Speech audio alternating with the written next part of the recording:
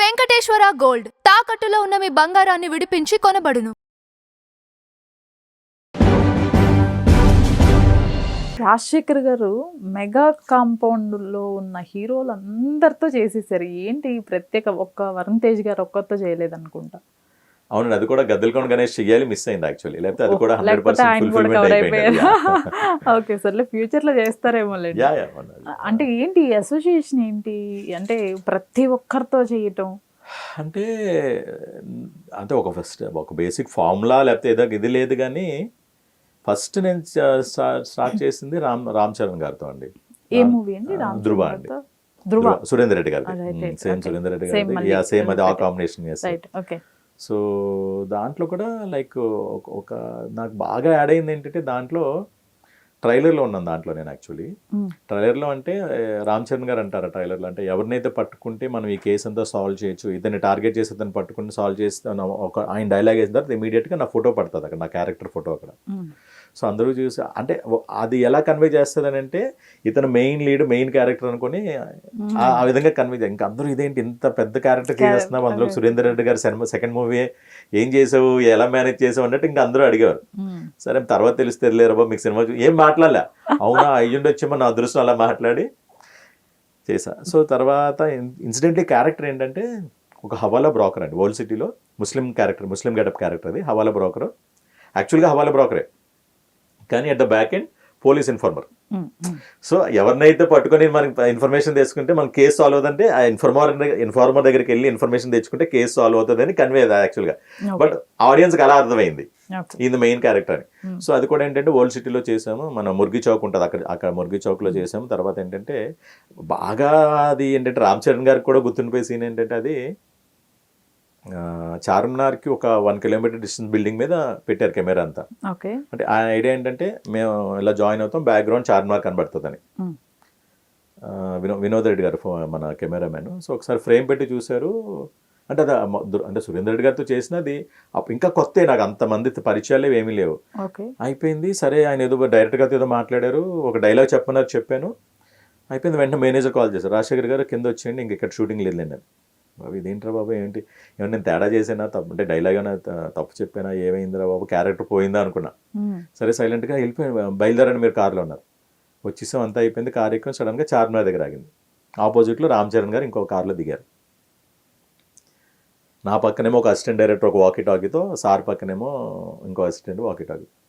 ఇద్దరు పైకి వెళ్ళాం, చార్మినార్ పైకి ఎక్కిన తర్వాత మన క్లాక్స్ ఉంటాయి చూసారు, పెద్ద క్లాక్స్ 4 sides. సో ఒక సైడ్ నుంచి ఆయన జాయిన్ అవుతారు, ఒక సైడ్ నుంచి నేను జాయిన్ అవుతాను. ఆ క్లాక్ సెంటర్లో పెట్టుకుని నేను ఆయనకి ఇన్ఫర్మేషన్ రివీల్ చేస్తాను. ఇది ఎక్కడ నుంచి షూట్ చేశారు, అదే బిల్డింగ్లో కెమెరా ఉంది, మేము మాత్రం ఇక్కడ వరకు వచ్చాం. సో ఆ జూమ్ లెన్స్ యూస్ చేసి అక్కడ నుంచి ఇది షూట్ చేశారనమాట. అది కూడా ఎందుకు నేను చేస్తానంటే వితౌట్ ఎనీ పర్మిషన్స్, కామ్గా ఒక రెగ్యులర్ ఆడియన్, ఒక విజిటర్ ఎవరు ఉంటారు అలా ఎక్కిసాం. నార్మల్గా ఆయనేమో క్యాప్ మాస్క్ పెట్టుకున్నారు, నన్ను ఎవరు గుర్తుపట్టలేరు, ప్రాబ్లం ఏమి ఉండదు. సైలెంట్గా వెళ్ళాం, జస్ట్ అది ఒక వైట్ షాట్ పెట్టారు, అలా ఇద్దరు కనెక్ట్ అయ్యి అక్కడ అయిపోయింది. మళ్ళీ వచ్చేసి బ్యాక్ క్లోజ్ షాట్ ఏమో మళ్ళీ ఇదే బిల్డింగ్ మీద తీశారనమాట. అది బాగా గుర్తు, అంటే అది ఆ రోజు ఎంత టెన్షన్తో వెళ్ళి చేసాం అనేది, ఎందుకంటే ఎవరైనా గుర్తుపెట్టినా ఇబ్బంది అవుతుంది, క్రౌడ్ అంతా వచ్చేస్తారు రామ్ చరణ్ గారిని గుర్తుపడతాయి అని చెప్పి. సో వెరీ రీసెంట్లీ మొన్న ఇది చేసినప్పుడు కూడా, గేమ్ చేంజర్ చేసినప్పుడు కూడా అది గుర్తు తెచ్చుకున్నారు రామ్ చరణ్ గారు. నేను గేమ్ చేంజర్ కూడా ఆయనతోనే కాంబినేషన్, మన శంకర్ గారి మూవీ. సో అలా కొన్ని ఇన్సిడెంట్స్ గుర్తుండిపోతాయి. సో ఫస్ట్ రామ్ చరణ్ గారి 3 projects చేశాను ఆల్రెడీ నేను. ఫస్ట్ గోవిందుని 100 వందలే, అది క్లీన్ షో, అదొక్క సినిమా నేను క్లీన్ షోతో చేసింది మొదట్లో. ప్రకాష్ రాజ్ గారికి వియ్యంకుడి క్యారెక్టర్గా చేశాను అనమాట. తర్వాత నుంచి ఇంక ఇదే గెటప్, సేమ్ గెటప్. అంటే వేరే అడుగుతుంటారు క్లీన్ షేవ్ కావాలని, బట్ ఏంటంటే కంటిన్యూటీస్ ఉండడం వల్ల ఎప్పుడు కుదరదాన్ని.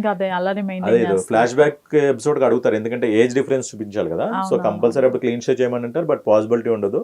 సో దానికి ఏం చేస్తామంటే, నాకు ఇది జస్ట్ ట్రిమ్ చేసుకుని డార్క్ చేసుకుని మస్కరా కానీ కాజల్ యూస్ చేసి, నాకు ఒక ప్యాచ్ ఉందండి, 1 patch, అది బిట్ అంటారు తెలుగు. అది పెడితే ఏమవుతుందంటే ఆటోమేటిక్గా ఒక 15-20 years ఏజ్ డిఫరెన్స్ కనబడుతుంది.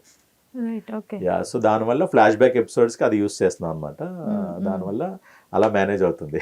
ఇంకొక సినిమా బాహుబలి గురించి మాట్లాడుకుంటే, ఎలా ఆడిషన్కి వెళ్ళారా, లేకపోతే డైరెక్ట్ కాలా, లేకపోతే బాహుబలి అప్పుడు నేను కిక్ 2 చేస్తున్నాను. కిక్ 2 జస్ట్ అప్పుడే షూటింగ్ కంప్లీట్ అయిపోయింది. కంప్లీట్ అయిపోతే చెప్పాను కదా, మనకి ఎవరు ఇండస్ట్రీలో బ్యాక్గ్రౌండ్ ఎవరైనా పర్టికులర్ సినిమా ఉందంటే దాంట్లో ఎవరున్నారు డిపార్ట్మెంటు, వాళ్ళు ఎక్కడి నుంచి వచ్చారు అంటే అంతవరకు రీసెర్చ్ చేసేవాడిని. ఇప్పుడు డైరెక్ట్గా వెళ్ళిపోయి నేను సో అంటే అన్నీ ఇచ్చేయడానికి మనం ఇదేం కాదు కదండి, ఎస్టాబ్లిష్ అయ్యి ఇప్పుడు అనుకోండి ఓకే పలానా రాజశేఖర్ గారా అని చెప్తే గుర్తుపడతారు. స్టార్టింగ్ కెరీర్లో నేను రాజశేఖర్ అయితే సోవాట్ అంటారు. సో ఆ టీంలో ఎవరెవరు వర్క్ చేసేవారు, మేనేజర్స్ కానీ డైరెక్షన్ డిపార్ట్మెంట్ కానీ ఎవరెవరు ఉన్నారని చెప్పి అట్లీస్ట్ ఎంక్వైరీ చేసి వాళ్ళ బ్యాక్గ్రౌండ్స్ ఏంటని చెప్పి ట్రై చేశాను. అంటే మరీ అంత ఇదిగా తెలియవచ్చు కానీ ఏ ఊరు ఏదని చెప్పాను. సో అట్లీస్ట్ ఎక్కడో చోట ఒక కామన్ పాయింట్ ఎక్కడైనా లింక్ దొరుకుతుందేమో అని. సో అలాగా ఆ టీంలో ఒక పర్సన్ ఉంటే ఇన్సిడెంట్లీ వాళ్ళకి ఎవరో మా స్కూల్లో ఒక సీనియర్ ఉంటే ఇన్సిడెంట్లీ వాళ్ళకి అంటే తెలుసు అని చెప్తే అలాగే చేసి జస్ట్ ప్రొఫైల్ పంపించి అంటే సినిమాలో రికమెండేషన్స్ పనిచేయ మేడం. అంటే ఇన్ఫర్మేషన్ ఇవ్వడం వరకే, ఏదో క్యారెక్టర్ చూస్తున్నాం కదా పలానా వ్యక్తి మ్యాచ్ అవుతాడేమో చూడండి అంతవరకే. రిఫరెన్స్ అంతే, రికమెండేషన్కి రిఫరెన్స్కి చాలా తేడా ఉంటుంది. రిఫరెన్స్ అంటే పలానా వాళ్ళు ఉన్నారు మ్యాచ్ అవుతారేమో చూసుకోండి అంతవరకు. రికమెండేషన్ అంటే ఇతను పెట్టండి అని చెప్పి చెప్పడం. రికమెండేషన్స్ పనిచేయండి ఇండస్ట్రీలో, పలానా వాళ్ళు ఉన్నారని చెప్పి చెప్తారు అంతవరకే. మనం మ్యాచ్ అవ్వాలి, ఆడిషన్ ఇవ్వాలి, సెలెక్ట్ అవ్వాలి, ఇవన్నీ ఉంటాయి స్టోరీ. మీకు వర్కౌట్ అవ్వలేదేమో సార్, కొంతమందికి అయితే రికమెండేషన్స్ కూడా ఐ డోంట్ నేను కమెంట్స్ అంటే అమ్మా మీరు వర్కౌట్ అవుతుంది ఎంతవరకు రికమెండేషన్ వర్కౌట్ అవుతుంది ఒక సినిమా తర్వాత ఆ సినిమాలో you have to prove your self. అంటే చెప్పిన అతను రికమెండ్ చేశారని చెప్పి ఒక ఆబ్లిగేషన్ మీద ఒక సినిమా ఇవ్వగలరు, తర్వాత ఏమవుతుంది ఆ సినిమాలో చేస్తారు. ఆ సినిమాలో అతను ప్రూవ్ చేసుకోవాలి. అతను ప్రూవ్ చేసుకుని డైరెక్టర్ నిజంగా ఫీల్ అయితే ఇంకా రికమెండేషన్ అవసరం ఉండవు, వాళ్ళందరూ వాళ్ళని పిలుస్తారు. అనుకుంటారు అలాగా రికమెండేషన్ పనిచేస్తాను ఒక్క సినిమా వరకు పనిచేస్తుంది అంతే. తర్వాత ఇప్పుడు టాలెంట్ లేకపోతే ఎవరైనా ఎన్నిసార్లు ఇస్తారు ఆబ్లిగేషన్. అంటే మీకు రికమెండేషన్ అవన్నీ అంటే అక్కడెక్కడో నుంచో పెట్టండి రా బాబు అలాంటి వాళ్ళకి ఉపయోగపడుతుంది తప్పితే. అంటే కొంతమంది ఉంటారు మేము సినిమా ఫ్రేమ్లో కనబడాలి, మాకు డైలాగులు వద్దు ఏం వద్దు, వాళ్ళు ఆ ప్రైమరీ కాస్టింగ్ ముందు ఉంటుంది, వెనకాల మేము నిలబడాలి, ఫ్రేమ్లో కనబడాలి మా ఊళ్ళో చెప్పుకోవడానికి. అలాంటి వాళ్ళకైతే మా వాళ్ళ బాబు పెట్టండి అంటే అది వర్కౌట్ అవుతుంది తప్పితే. కానీ ప్రాపర్ ఒక ఆర్టిస్ట్గా అయితే ఎవరికి అది వర్కౌట్ అవుదండి, ఒక సినిమా వరకు పని అవుద్ది. కానీ అనుకుంటారు అందరూ అలాగా అది రికమెండేషన్స్ పనిచేస్తాయని చెప్పి అది అవ్వదు. ఓకే అది ఒక సినిమా వరకు చేస్తారు తర్వాత. ఇప్పుడు రికమెండేషన్ ఆబ్లిగేషన్ చేసుకుంటే వాళ్ళకి అవుట్పుట్ ఎఫెక్ట్ అవుతుంది కదా. ఒక క్యారెక్టర్కి పెర్ఫామ్ చేయలేని ఆర్టిస్ట్ని పెట్టారనుకోండి దేర్ ఇస్ నో పాయింట్ కదా. End of the day cinema is and output is important. ఇక్కడ ఈ రిలేషన్ కన్నా ఈయన అఫెండ్ అవుతారేమో నేను పెట్టుకోలేకపోతే అనే దానికి అక్కడ అవుట్పుట్ రాకపోతే ఎవరు ఏం చేయలేరు కదా. సో 100% అది వర్కౌట్ అవుతుంది. మళ్ళీ రిఫర్ చేస్తారు పలానా వాళ్ళు ఉన్నారు చూడండి. ఎందుకంటే ఇప్పుడున్న ఫర్ ఎగ్జాంపుల్ ఒక ప్రాజెక్ట్ చేసాం అనుకోండి, మన బిహేవియర్ బాగుందంటే ఆ టీమే అంటే మీకు డైరెక్షన్ డిపార్ట్మెంటే కాదు, ఈవెన్ అక్కడ వర్క్ చేసే ప్రొడక్షన్ గాయ కూడా రేపొద్దున చెప్తారు. ఎందుకంటే వీళ్ళందరూ అంటే 24 క్రాఫ్ట్ చీఫ్స్ ఉంటారు కదా, వాళ్ళందరూ కొన్ని మూవీస్ ఎలా ఉంటాయంటే అంటే మనకి బాలీవుడ్లో ఉంటుంది స్క్రిప్ట్ రీడింగ్ ఉంటుంది. సినిమా సెట్స్లోకి వెళ్ళే ముందే స్క్రిప్ట్ రీడింగ్ చేస్తారు అందరూ ఇర్రెస్పెక్ట్ ఆఫ్ ప్రొఫైల్, హీరో హీరోయిన్ ఆర్టిస్టులు ఇంక్లూడింగ్ మన ఏమంటారు మిగతా క్రాఫ్ట్స్ చీఫ్స్ అందరూ కూడా కూర్చుంటారు దాంట్లో స్క్రిప్ట్ రీడింగ్లో. ఎండ్ టు ఎండ్ వాళ్ళు తెలియాలి వాళ్ళకి వాట్ ఈస్ హ్యాపెనింగ్ అన్నది. అది బాలీవుడ్లో ఉంది, ప్రాక్టీస్ ఉంది అది. మన దాంట్లో కూడా వెరీ రీసెంట్లీ ఒకసారి మన పవన్ కళ్యాణ్ గారి క్రిష్ గారు ఏదో స్క్రిప్ట్ రీడింగ్ పెట్టారు, కాన్సెప్ట్స్ పెట్టారు అవి రీసెంట్గా. మన దాంట్లో కూడా స్టార్ట్ చేద్దాం అనుకున్నారు బట్ అది కంటిన్యూ అవ్వలే. సో అలాంటి పాయింట్ ఆఫ్ టైంలో these people will refer, sir ఈ క్యారెక్టర్ పలానా దాంట్లో చూసానండి ఆయన మ్యాచ్ అవుతారు అనుకుంటా ఒకసారి చూడండి సార్ అని చెప్పి అడుగుతారు. అలా చెప్తారు. అది ఎందుకు ఆల్రెడీ ఒక సినిమాలో మన పెర్ఫార్మెన్స్ వాళ్ళు చూశారు, మన బిహేవియర్ చూశారు. ఇండస్ట్రీలో ఒకటే మా పెర్ఫార్మెన్స్ ఒకటే ఉంటే సరిపోదు, బిహేవియర్ కూడా ఉండాలి, డిసిప్లిన్. ఎంత పెర్ఫార్మెన్స్ ఉన్నా డిసిప్లిన్ లేకపోతే షార్ట్ స్పానే మనం చూసాం గ్రాఫ్ అలా వెళ్ళింది అలా కింద పడిపోతుంది. కంపల్సరీ బిహేవియర్ ఉండాలి. కానీ ఇన్ని మూవీస్లో ఇప్పుడు ఒక మనం క్యారెక్టర్ రోల్ ప్లే చేసాము అంటే నెక్స్ట్ మూవీలోకి వెళ్ళిన తర్వాత సేమ్ అలానే ఉండాలనో లేకపోతే దానికన్నా కొంచెం ఇంకొంచెం ఎక్స్పెక్ట్ చేస్తాం, లేదు అసలు డైలాగ్స్ లేకుండా ఇవ్వటం, అలా ఏమైనా ఫేస్ చేశారా? బోల్డ్లోనేమ్మా వెరీ రీసెంట్లీ ఆదికేశవ డైలాగ్ లేదు, ఒక సీన్ సింగిల్ సీన్. నేను అమ్మా మీరు అడిగిన దానికి ఏంటంటే నెంబర్ ఆఫ్ డేస్ షూటింగ్లో ఉన్నాం, నెంబర్ ఆఫ్ సీన్స్లో కనమన్నాం అనేది ఇంపార్టెంట్ కాదు.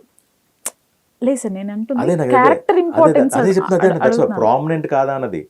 నేను చేసే క్యారెక్టర్ రేపు పొద్దున్న ఆడియన్స్ కనెక్ట్ అవుతాడా లేదా అదే నేను చూసుకుంటా, ఇంపార్టెంట్. అండ్ ఆ చేసేటప్పుడు రేపు పొద్దున్న ఆడియన్స్ హ్యాపీ ఫీల్ అవుతున్నారా లేదా audience. At the same time ఆ సీన్ చూసిన తర్వాత ఇంకో డైరెక్షన్ డిపార్ట్మెంట్ వాళ్ళు నన్ను ఇంకొక సినిమాకి పిలవాలి అది చూసి. సో నేను అది చూసుకుంటా, ఆ క్యారెక్టర్ ప్రామినెన్స్ చూసుకుంటా. నేను ఇప్పుడు ఎన్ని మూవీస్ చేసినా నేను కంటిన్యూస్ నెంబర్ ఆఫ్ డేస్ ఎక్కువ ఉండవు, వెరీ షార్ట్స్, అంటే ఒక్కొక్క సీన్ చేసిన కూడా ఉన్నాయి. బట్ డెఫినెట్లీ దానివల్ల అది కూడా నాకు యూజ్ అవుతుంది. అండ్ కొన్ని సినిమాలు అంటే అది ఒకరి క్యారెక్టర్ ఇంకొకరికి వెళ్తుంది, ఇది అన్ని కామనే. ఇది కామన్ సార్, కానీ చాలా వరకు కూడా మనకి చెప్పేప్పుడు కొంత ఉంటుంది, అవును. బట్ అక్కడికి వెళ్ళిన తర్వాత కంప్లీట్ గా మారిపోవటము, లేకపోతే అసలు వీళ్ళు చెప్పిన దానికి అక్కడ జరుగుతున్న దానికి సంబంధం ఉంటుంది. లేకుండా కూడా ఉంటుంది. అంటే చాలా ఉంటాయి, అలాగా చాలా ఉంటాయి.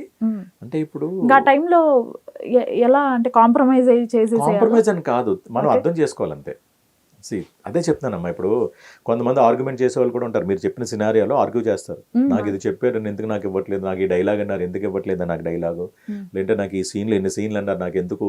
కొంతమంది ఏమవుతుందంటే దేర్ ఇస్ అ హ్యాబిట్, అంటే ఈ రెన్యూమరేషన్ నెగోషియేషన్లో ఏం చెప్తారంటే మీకు ఇన్ని డేస్ ఉన్నాయని అన్ని డేస్ ఉన్నాయని చెప్పి ముందు చెప్తారు, నెంబర్ ఆఫ్ డేస్ ఎక్కువ సార్ అని. బట్ యూజువల్లీ అది అదొక టాక్టిస్.